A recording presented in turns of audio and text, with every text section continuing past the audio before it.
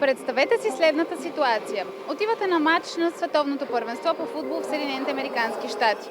Поръчвате си такси, то идва, а вътре няма шофьор. Само волан, който се върти сам. Звучи като филм от научна фантастика, но не. В Лос-Анджелес това вече е възможно.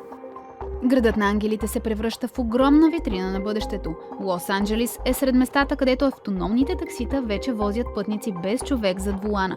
Услугата работи в голяма част от LA, от Санта Моника през Холивуд до Ингалуд, където се намира стадион SoFi, приемащ мачовете от световното първенство. Всичко започва като при обикновено такси. Поръчвате автомобил през приложение. На картата виждате как колата се приближава. Разликата идва, когато тя спре до вас, а шофьорското място е празно. Автомобилите използват комбинация от камери, сензори и радари, които следят пътната обстановка. А за привържениците на футбола това би било една от атракциите на световното първенство – да използват роботакси до мястото на събитията, именно стадионите за мачове. Но тази услуга се предлага само в щата Калифорния.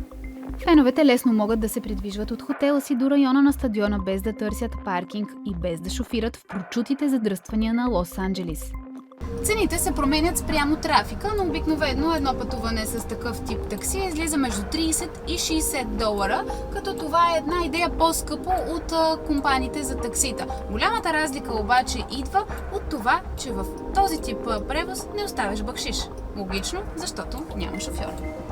Ако преди няколко години най-голямата атракция за футболните фенове беше самият стадион, то днес в Лос-Анджелис преживяването започва още от пътя до него, защото тук може да отидеш на световно първенство с автомобил, който не просто те вози, а се управлява сам.